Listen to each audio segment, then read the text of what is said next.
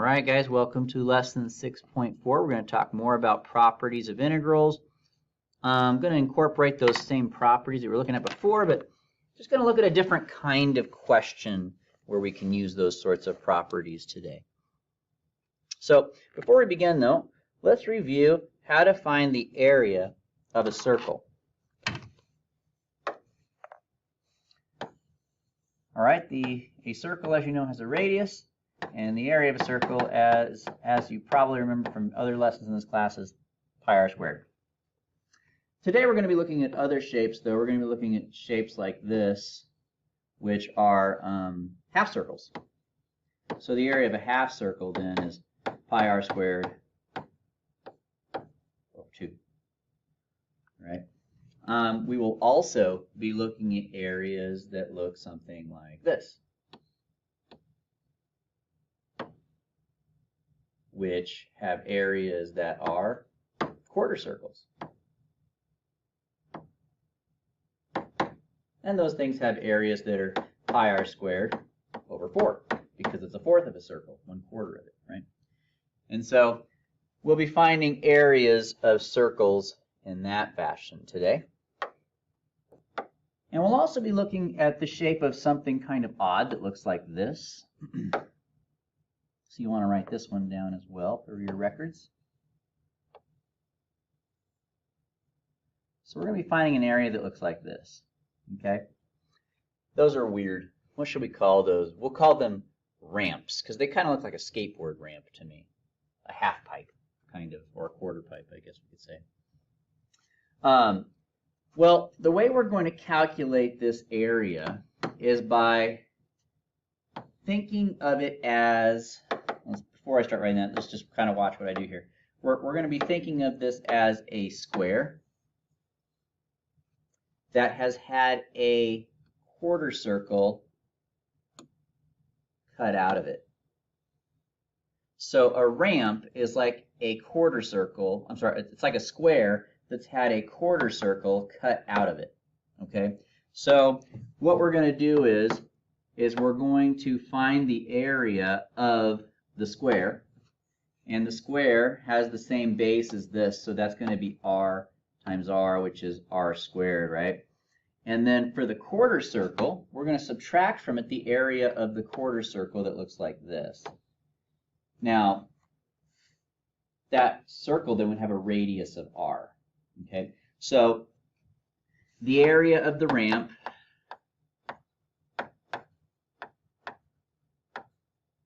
is equal to the area of the square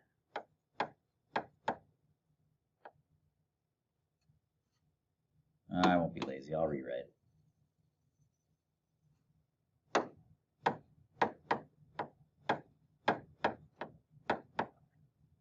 Minus the area of the quarter circle.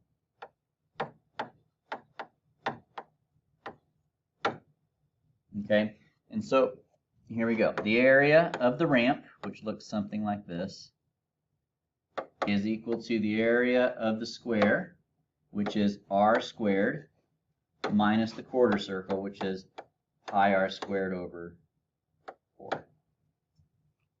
Okay, that's how we're going to calculate that. So you might want to have that nice little formula and probably these little pictures to go with it to remind you of where it came from. But we will be finding areas of the ramps there, and that's how you do it. You think of it as a square that's had a quarter circle cut out of it. Okay? All right. That being the case, we're ready to go ahead and jump in and begin our problems here. Now, I'm about ready to start giving you problems like this, for instance. If I call this whole function here f of x, I'm about ready to start giving you problems like this. Like, what is the integral of f of x from, -4 to 4? Well, what that means is, don't write any of this down, just watch me for a second here, because I'm just giving you an idea of where we're going with this. But what that means then basically is I need to find the area starting from 4 and ending at -4, so I need to find this area underneath of the curve in between the blue line and the x-axis. Went too far there. There we go. So I need to find that area. All right. So before we start doing that, though, what we're going to want to do is you're going to want, when you see these kinds of problems, pretty much right off the bat, you're going to want to start calculating areas using geometry right away. Okay, so first of all, start at the last point and draw a line from the point to the x-axis on both sides, like that. So we're going to stop right there. All right, so I can see that right here we have a triangle. How do we find the area of a triangle? The area of a triangle is 1/2 the base of that triangle multiplied by its height. Now the base is 2. The height is 1, 2, 3, 4. And that would be 4 as an answer. But since it's under the x-axis, we want to remember to make that a -4. So that area represented there is -4. All right? Let's do another piece. Now I want to find the area from here to here. And uh-oh, we've got a ramp, don't we? We have a ramp. How do we find the area of the ramp?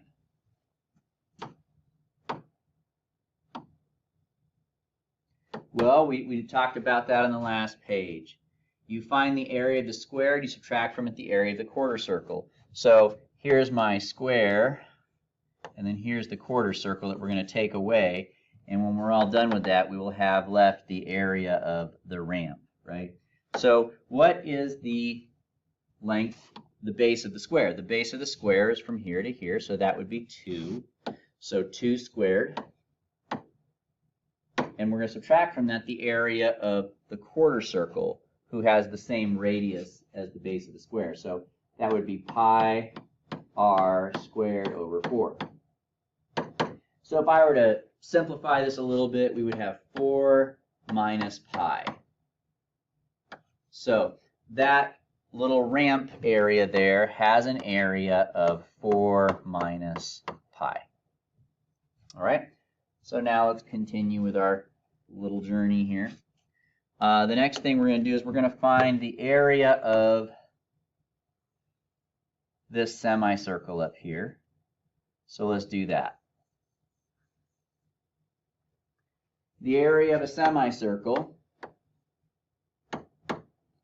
is the radius pi r squared, right? But divided in half. And the radius of this semicircle is 2. And so this is going to come out to be 2 pi when you simplify it. Underneath of that, though, we have a rectangle. And rectangles are easy to find the area of, aren't they? Base times height, so the base is 4, height is 2, so that's 8.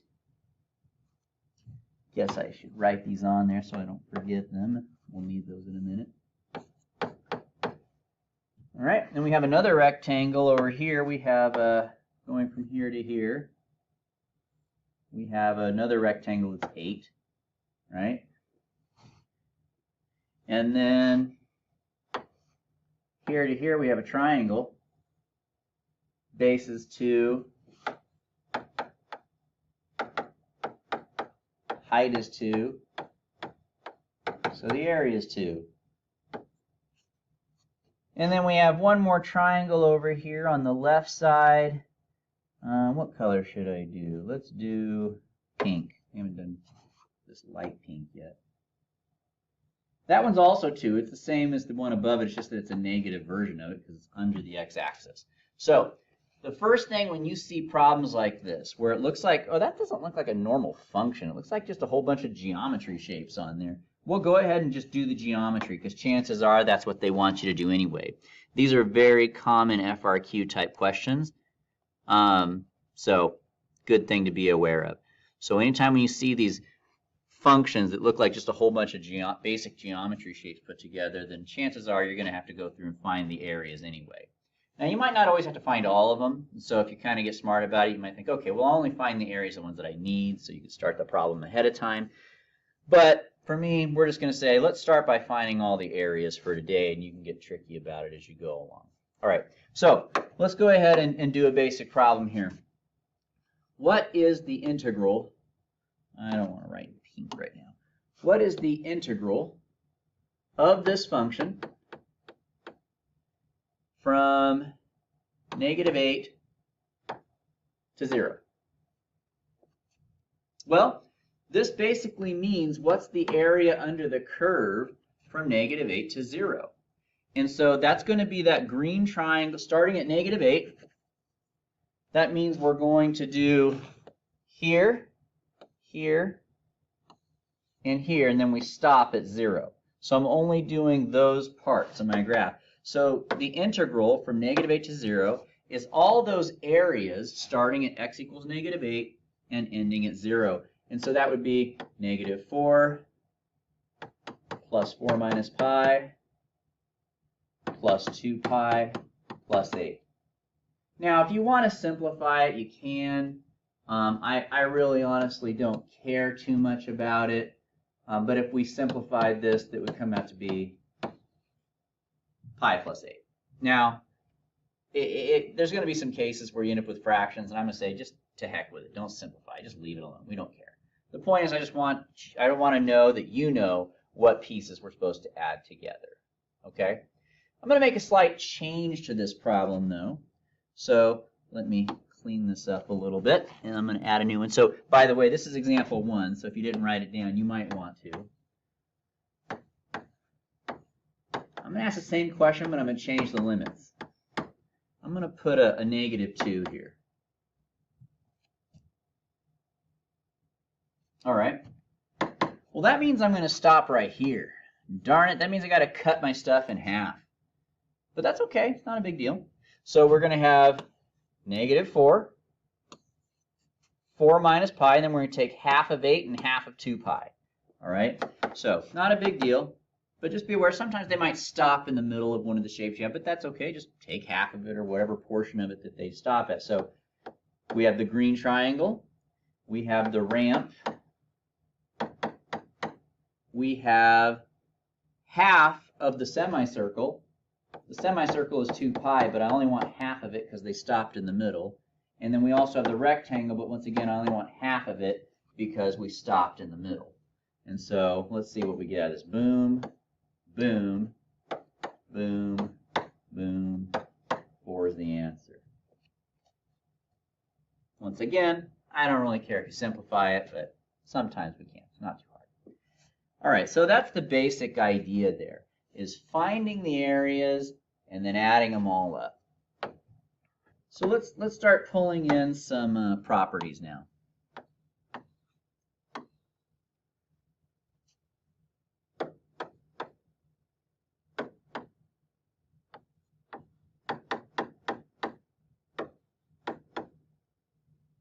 Okay, well, first of all, I don't like this constant multiplier here, but that's okay. According to property 3 from last class, we could take that 3 out.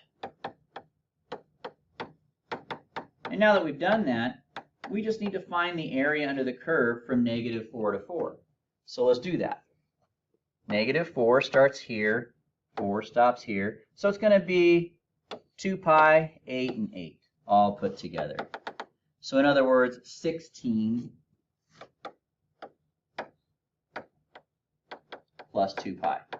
8 plus 8 plus 2 pi is 16 plus 2 pi. And then we still have that 3 on the outside. And so we can go ahead and distribute that in. Once again, I really don't care too much about simplifying. I just want to see that you know how to get to the final answer. So yeah, you can still do the properties in this case. It's just that instead of starting the problem off with them telling us what the integrals equal, we had to do geometry to figure out what the integrals equal. But the property thing still applies. We're still using those properties. Let's do another one that has a property with it.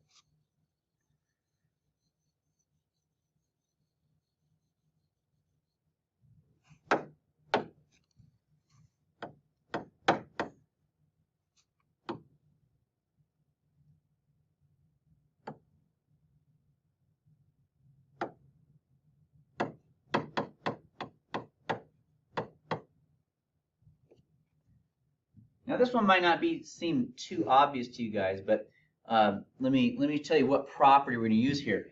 It's not really typically appropriate to have the bigger number on the bottom when you're doing integrals. Okay, so what we're going to do then is we're going to start by reversing it, which I'm allowed to do so long as I put a negative in the front. And that is property 2. So remember, we don't want the bigger number on the bottom. If that happens, we want you to use property 2. So we don't want a bigger number on the bottom, so when that happens, use property 2 to reverse it. Okay? So now that I've done that, let's go ahead and find out this, which is what is the area under the curve from 0 to 8? Well, here's x equals 0, and here's x equals 8, so I need to do 8, 2, and negative 2. If I add those numbers together, the two 2's cancel each other out because they're opposite signs, and all I'm left with is the 8. So we have that, which is at negative 8, final answer. And it's negative because the limits were backwards. It would have been positive if the limits weren't backwards, because this area is above the curve, right? So why is it coming out negative? Well, it's because we were integrating backwards. When you integrate backwards, that's the outcome of that. All right, so that's another example of a property you can use. We don't want the bigger number on the bottom, and when we do have that, we want to use property 2 to flip it around, and then we can go ahead and go about business as usual. All right, so what's another property we could use?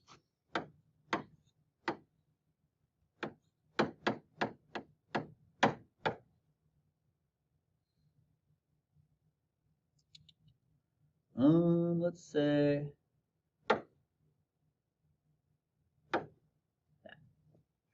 What's another property we can use? Well, first of all, for this one, we've got a -5 there.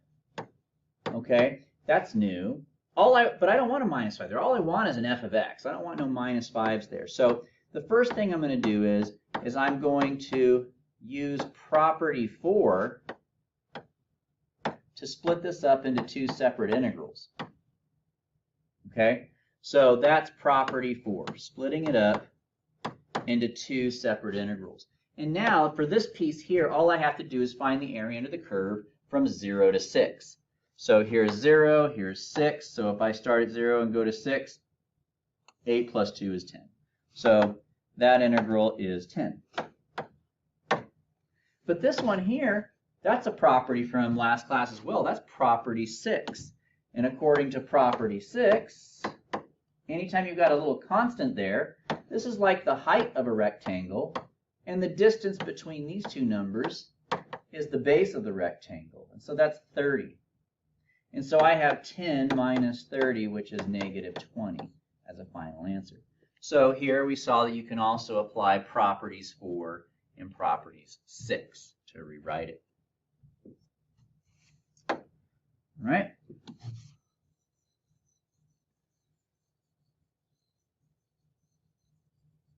Let's do another one. I'm going to do like a granddaddy problem. So for now, let's keep it still chill one more time for one more type of problem. And then we're going to get into like a granddaddy problem, which kind of puts everything all together and really makes you think for a second here. So for this one, let's go ahead and say I'm going from, let's say -4 to 0 for f of x plus 2x. All right. Well, once again, we're going to go ahead and we're going to apply property 4. So let's start there.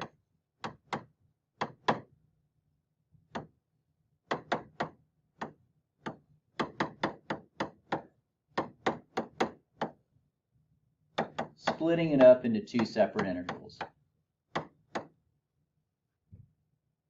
The reason I did that is because now I can find this one here, because that's just the area under the curve from -4 to 0, which is 2 pi plus 8. Not a big deal. We got that. That's pretty straightforward. All right, what about over here, though? This is weird. Now, we saw problems like that last time, but last time I told you what the integrals equaled. For this one, I'm not telling you what the integral equals. So in this case, we need to do the old school stuff that we haven't seen for a little while. We need to do the fundamental theorem of calculus. So in other words, we're going to do this the old way that we used to do integrals, which is to integrate that. So if you integrate 2x, what does that become? It's x squared. After you integrate, you put brackets around it instead of the little squiggly here, and you put your limits over here instead, right? Then the next thing you do, enlarge your brackets here, put a minus. You're going to plug in the 0, and you're going to plug in the -4, and you're going to solve these things now. So we have 0 minus 16. And by putting all that together, we end up with 2 pi minus 8, final answer. So now compare and contrast example 6 here with example 5 that we just did. On example 5, I had a constant here, so I applied property 6. But in this case, this is not a constant. That's just a normal-looking function. And since we don't know what it equals already, we have to actually calculate it using the fundamental theorem of calculus. Okay, so that was a little bit different. Now, some of you guys might have thought, well, Mr. Bailey, isn't this a constant multiple? Couldn't I have put this out in the front? The answer is yes, you could have, but I just noticed that it was easier to leave it there. So when I integrate it, I just get a nice x squared instead of an x squared over 2. So I just left it in there. But there you go. So yes, fundamental theorem of calculus is an option. It's not the main highlight of these lessons, but I don't want to forget old stuff. So if you can do some integration, and if you have to do integration because they're not giving you the values up front like they did last time, then go ahead and just do the old FTC. All right, we'll do one more problem. This is a granddaddy problem. You guys ready? All right, we're going to do the integral of 6 to -4 for the following function: 5 f of x plus, let's say 3x squared. We won't do that. I don't want to get too funky with it. It'd be too big of a number. I don't want to do that. We'll stick with 2x. And then minus 1.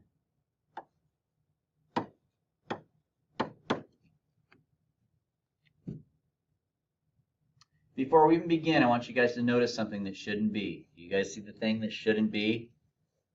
The thing that shouldn't be is the fact that this 6 is on the bottom. That's the bigger number. We don't like that. So the first thing we're going to do is we're going to apply property 2, and we're going to switch these limits around.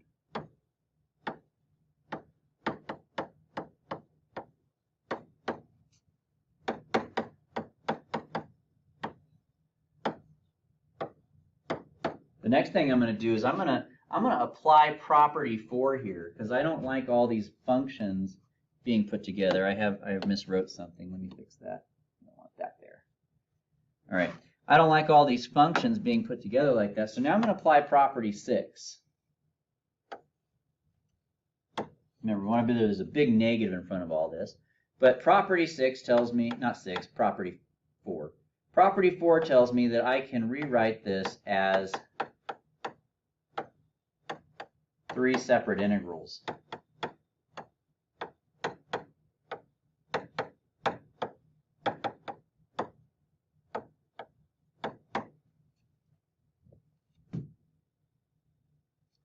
Property 3 tells me that I could take this 5 here and I can move it out to the front. Now I'm not really in the mood to rewrite all this just so I can move that 5. So I'm gonna go ahead and just get out my trusty eraser here. I'm gonna erase the 5 and I'm gonna put it up here in the front.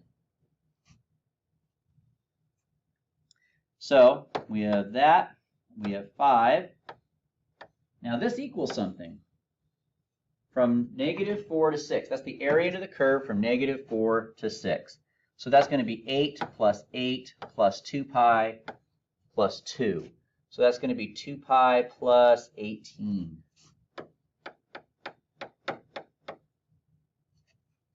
Plus. We saw this one earlier.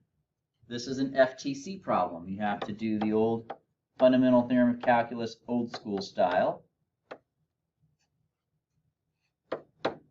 And then for this guy here, we see that that's a property 6 problem. It's just a constant. So we do the height multiplied by the distance between the limits for the base. Fun stuff. Whew. A lot of stuff going on here. Told you it was going to be a granddaddy problem. Got everything in it.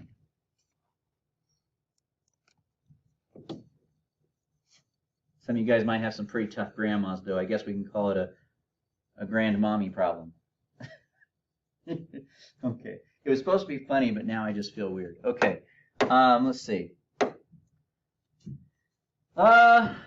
Okay, so I'm gonna go ahead and distribute just to, because this is looking so ugly. I do want to simplify this a little bit. It's kind of overwhelming my brain to look at all this, so I kind of want to simplify it. 5 times 18, that's 50, plus 40 is 90. Cool. And then I'm not going to do the fundamental theorem of calculus completely yet because I'm feeling too overwhelmed for that, so I'm just going to leave that one alone.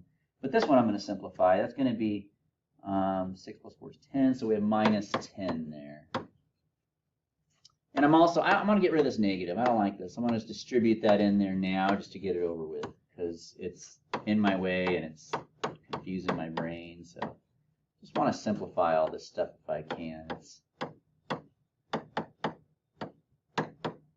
Oh, this becomes a plus now, doesn't it? There we go. Because we distributed the negative, so it becomes a plus. It was a negative, but it became a plus. Okay, so there's that. I can go ahead and also combine this negative 90 and this 10 because they're both just normal numbers. So that's negative 80. So, all right. So that's cool. Now I'm going to go ahead and do the fundamental theorem of calculus. I just wanted to put that off till the end because I was feeling overwhelmed by everything I was looking at there. So we do x squared minus x squared, where we plug in the 6 and the 4.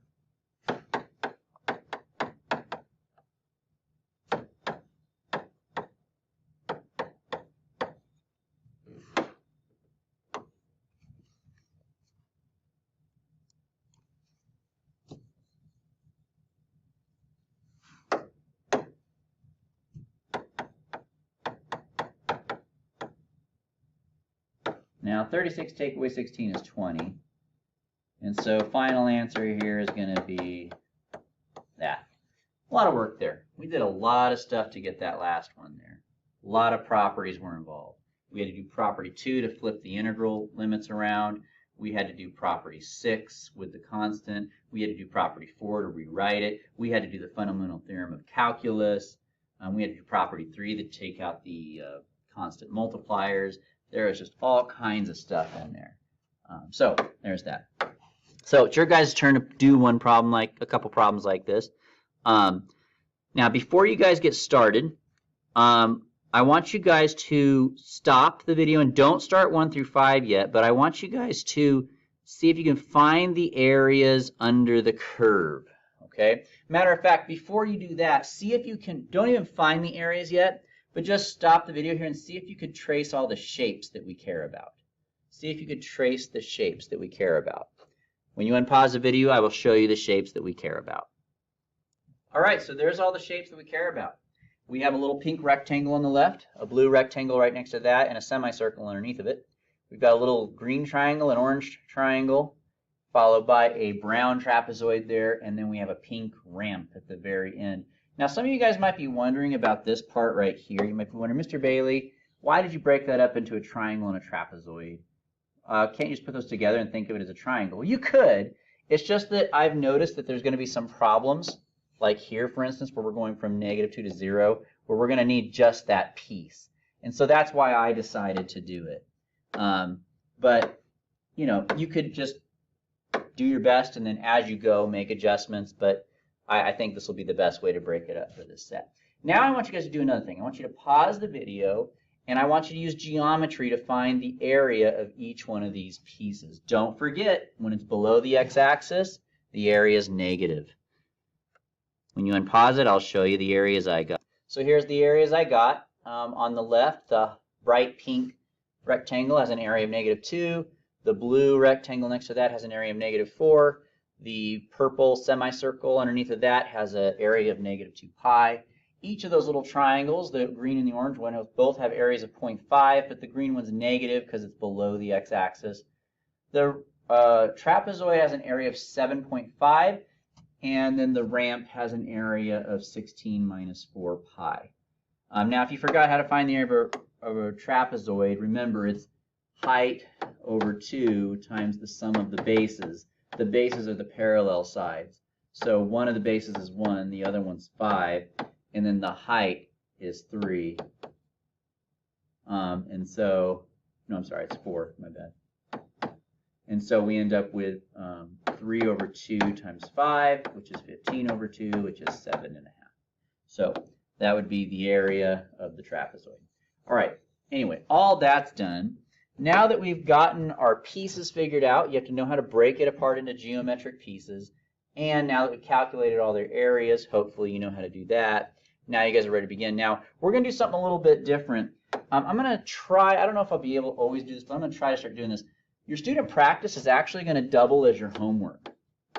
So I want you guys to open up your homework now. And these problems here are the first 5 problems on your homework. So go ahead and complete these 5 exercises on your homework. And when you're all done, I will share the final answers of these with you so you can check your work. So go ahead and pause the video here and give these problems a try. And when you unpause it, I will show you the solutions.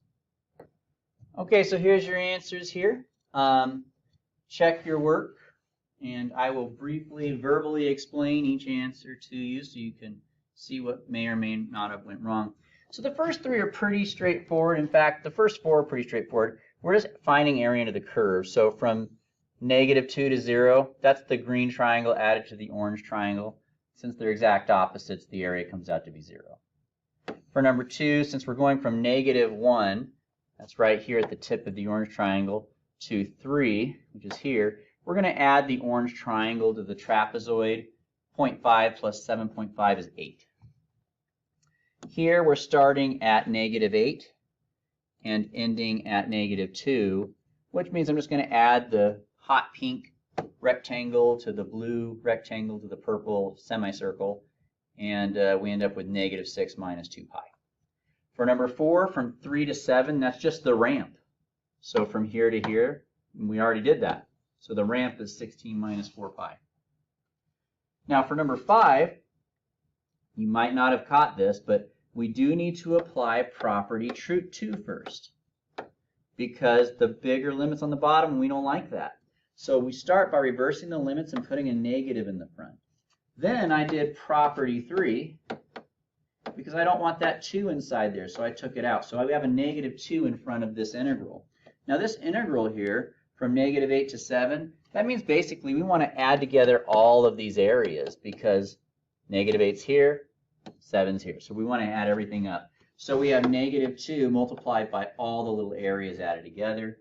And I didn't simplify it because, like I said, we don't have to. The point is I just want to see that you know what to do. I'm not going to worry about your basic math skills right now. All right. So that's one type of problem, and you've gotten some of your homework done at the same time, and that's nice. So we're going to move on to a new topic here. We're going to talk about circles. It's more of the same stuff, really, but we need to review some stuff about the equations of circles. All right. The equation of a circle looks like this, where h and k represent the center of your circle. Actually, you know what? Let me see a second. So I don't want you guys to write what I'm writing right now. I want you just to watch. I will tell you to start writing in a second, though. So for now, don't write what I'm writing. I just want to share some things with you. So h and k represents the center of your circle. When you put them together, they represent the center coordinate of your circle. So if you were graphing, wherever that dot is, that would be h and k, and that's the center. The r here represents the radius of your circle. Okay, so if you were to go out, r spaces this way, r spaces that way, r spaces up, and r spaces down, and then connect those 4 dots, you've got your circle. So the r in this whole thing tells you what the radius is, the h and the k tell you the center. The x and the y represent various points that are along the circle's curve. So all those points there are different values of x's and y's. So that's the equation of a circle. Haven't seen it probably in a while, but just want to review it. But the thing is that very rarely is this problem going to be, our equations of circles going to be given to us in this form, in this class sometimes. A lot of times it's going to be given to us where the y is by itself. So in other words, let's get the y by itself. And I think at this point it would be good to go ahead and start writing with me. So the first thing I'm going to do is I'm going to minus that set in parentheses there, x minus h squared to both sides. The next thing I'm going to do is I'm going to take the square root on both sides to get rid of the square on that y minus k.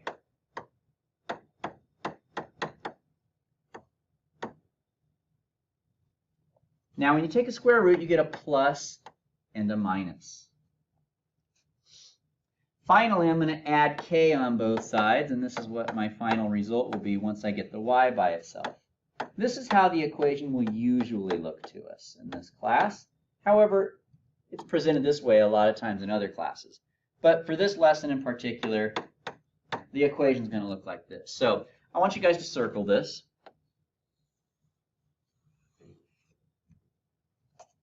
This is the equation of a circle on the coordinate plane. I would also like you guys to add a little note here. I would like you guys to add the fact that this number here and this number here put together make up your vertex. Now I want you to notice that there's a negative here, so the h will always have an opposite sign. You want to be careful of that. Opposite sign for the h. But you don't have an opposite sign for the k. On the k, it will be the same sign. Since there's a negative in front of the h, whatever number you have, it's going to be the opposite when you write your coordinate. But the k will not be an opposite sign. And the reason that happened is because we added it to the other side and it got rid of the negative. But anyway, the next thing we want to look at is this piece right here. That number represents your radius. But you got to understand, whenever we're looking at these problems, they're not going to give you the radius. They're going to give you the radius squared. So they're going to have a number there, and it's going to be something like, let's say, 36. But that means the radius is 6, so you want to pay attention to that. Now, what's up with this plus and a minus? Well, whenever you get the y by itself, basically what you've done is you've taken a circle that's on the coordinate plane, and you've cut it into two halves, the top half and the bottom half. Because a function, in case you guys don't remember from pre-calculus, has to pass the vertical line test. And a circle does not. And so when you get the y by itself, you're pretending like it's a function because functions have the y's by itself. But a circle doesn't pass the vertical line test, so it's not a function. Now, if none of that's making sense, that's okay. I'm just trying to pull in some old stuff for you. But here's what I do want you to understand, is that in this process, you end up getting a plus and a minus. The plus represents the top half of your circle, the top semicircle, I should say. So that's a semicircle that looks like this. The negative one, what color should I use for that? Let's do purple. The negative here means that you're looking at the bottom semicircle. So that would look like that. Okay, so I want you guys to make sure that you know how to interpret all these parts. So the number here in green, whatever number's here, you're going to take the square root of it to find your radius. Whatever numbers are here and here, you're going to put those together to make your center of your circle. And then whether or not that square root has a positive or negative in front of it will indicate whether we're looking at a top semicircle or a bottom semicircle. All right, so that's our review for graphing semicircles. So let's go ahead and take a look at example 2 here. And this goes in your notes, so we're back to notes. We're off of homework for now. We'll go back to it in a second. All right, so for each of these problems, we're going to graph the function first on the interval indicated, in this case 0 to 4, and then we're going to use geometry to find the value of this integral. And what this means is, since we're doing the integral, that's the area. So basically, I'm going to turn this into a picture by graphing it on this interval. And since they're asking for the integration of this, basically they're just asking me to find the area of that circle. Okay? So that's the idea there. So let's go ahead and get started. So first of all, for this first one, what is my radius? My radius is going to be this number square rooted. So my radius is 2. What's my center? My center is this number, but opposite sign. This number, same sign, put together. So my center is going to be a positive 2 and a positive 1. So I've got a circle now with a center at 2, 1, and a radius of 2. Finally, the last thing we want to look at is, are we looking at a positive square root or are we looking at a negative square root? Okay, because if it's a positive square root, that means we're going to have the top half of the circle. If it's a negative square root, we're going to be looking at the bottom half of the circle. Now, for this particular problem here, I do not have a negative in front of that, so that would mean that we're dealing with this. So those are the 3 things that you need to start off with. Find your radius, find your center, determine whether you're looking at a top half circle or a bottom half circle. Okay? Now we're ready to graph it, so let's do that. I'm going to start by graphing my center. My center is at 2, 1. So that would be right here. The next thing I'm going to do is I'm going to use my radius to sketch the circle. So my radius is 2 units long. So starting from the center, I'm going to go over 2 spaces to the right, 2 spaces up, and 2 spaces down. And I'm going to put 4 dots as I do that. So starting from the center, 2 spaces to the right, 2 spaces up, 2 spaces left, 2 spaces down. So that gives me a radius of 2 spaces long. And I'm going to sketch my circle. So there's my circle, but we're not done yet. And the reason for that is because I only want the top half of this circle. So I only want this. I don't care about the bottom half. So I'm going to erase that. There we go. We have now officially graphed it. So step 1. Step 1. Step 1 is to find your radius, center, and half. Step 2 is to graph that. Start off by graphing your center, then graph your radius, and then graph the half that you care about. Step 3 is, now I've got everything in place that I need to find this integral. What this integral is asking me to do is it's asking me to find the area under the curve from 0 to 4. So from x equals 0 to x equals 4, I want to find the area under the curve. So that's this whole thing. Now, as you can see, we've got 2 shapes there between the curve and the x-axis. I've got a semicircle, and since it was lifted up high, there's also a little rectangle underneath of it. And so this will be the area of the semicircle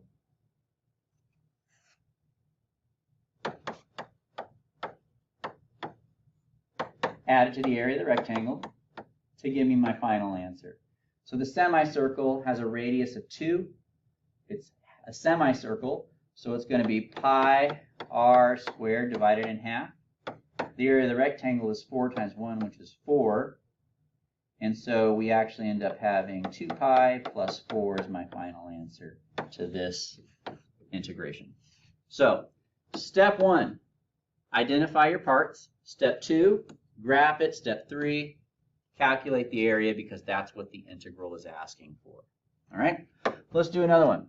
Step 1. Okay, so, wrong one, switch slides, sorry about that. Number 2. First thing we want to do is we want to find our radius. So that's going to be the square root of that number. Next thing we want to do is we want to identify our center. That's the opposite of this number combined with that number. So that would be -1, 4. And from there, we're noticing also that we have a negative in the front. And that fact would indicate that we are dealing with a lower half of a circle.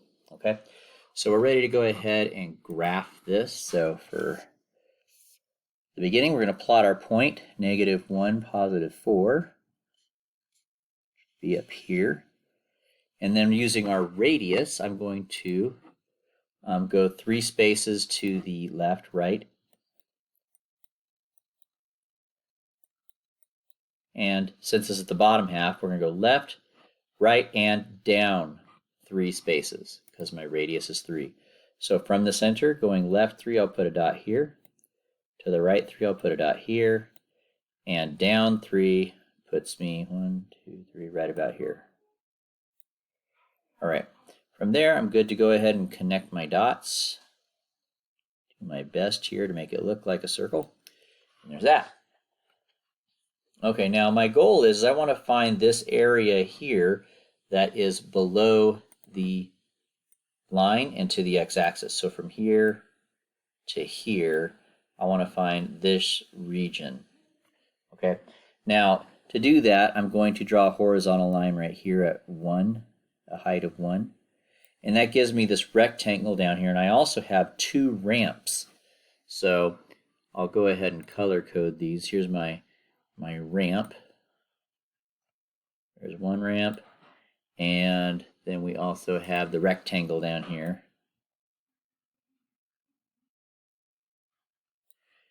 And then we have another one of those little ramps on the right side as well.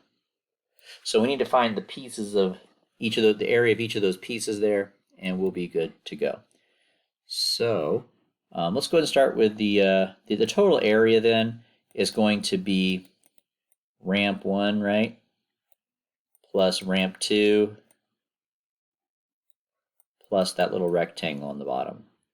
All right, now that rectangle on the bottom has a length of 1, 2, 3, 4, 5, 6, and a height of 1. So the area of the rectangle is 6. The area of each one of these ramps, we're going to do them separately. So this circle, we said had a radius of 3, right? And the way that we find the area of a ramp, once again, is by doing the area of a square with that radius length. So that would be 3 squared minus the quarter circle with a radius of 3. So that would be pi r squared over 4, right? And so I end up with 9 minus 9 pi over 4. And so that's what one of the ramps would be. And since those ramps are identical, we're okay with just copying that answer for the other one. So that's one of my ramps, and then the other ramp is here. Oops.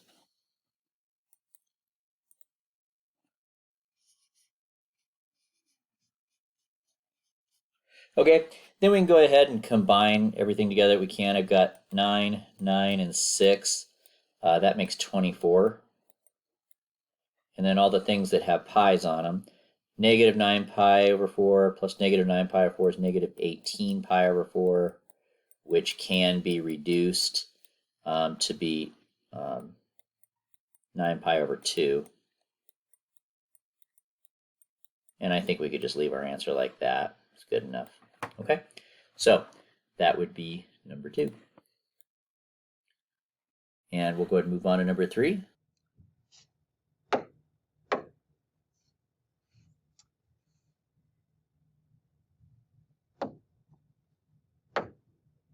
Okay, so I made a slight change just now. I changed this to a 0. So look at your notes and make a correction there. I want to change that to a 0. Okay, so once again, let's see if you guys can go ahead and find your parts here. So step 1, find your center, find your radius, and then determine whether it's a top half or a bottom half. When you pause the video, I'll show you what I got. All right, so the radius is the square root of 25. which is 5. The center is tricky. The center is supposed to be the number that's being subtracted from x, but there isn't one there. And it's supposed to be the number that's added outside the square root, but there's nothing there either. In that case, that means the center is 0, 0. So if you're missing either the h or the k, then that means they are 0. Next, is this a top half or a bottom half? Well, I have no negative in the front there, so it must be a positive. So that means it would look like a top half. All right, number 2, let's graph it. Radius is 5.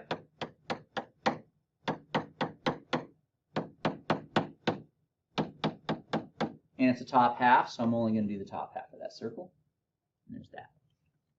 Now, step 3, I want you guys to pay attention to something. I'm only going from -5 to 0. So I'm only going from here to here. So in other words, even though I'm graphing the top half of a circle, I only want the area of the left quarter circle. So you do need to also pay attention to the intervals that they're asking about. And so it's a quarter circle. So this area would be pi r squared divided by 4 because it's a quarter circle. And so this final answer here will be 25 pi over 4. Okay, so there you guys have it. Once again, the student practice that proceeds after this is going to be your homework. So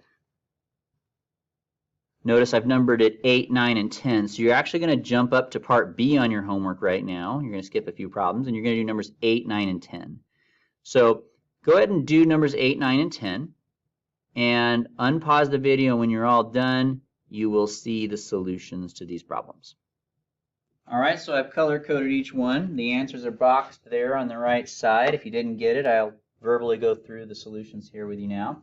So for the first one, here's your radius and your center and whether it's a top or bottom half. Here's the graph. It's a semicircle that's dropped one space down, and as a result, you have a little rectangle between the semicircle and the x-axis there.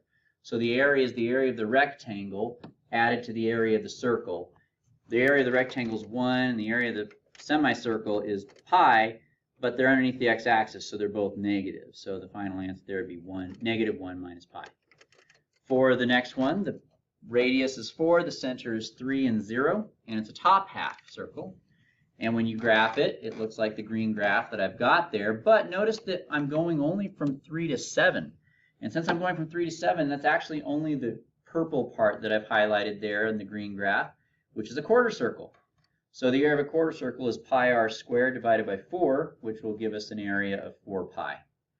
For the last integral, we have a radius of 6 and a center of 0, 0 with a top half circle, so it looks like the graph I've given here.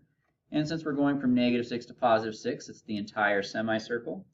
And so the way you find the area of a semicircle is pi r squared over 2, which gives me 18 pi. So there's your answer there. So we've got 3 more problems from our homework done. And then there's some more practice problems for you guys to do on your homework. But that should pretty much do it for our lesson today. And so the rest of the homework problems are for you guys to do. And we'll see you guys in class. Have a good one.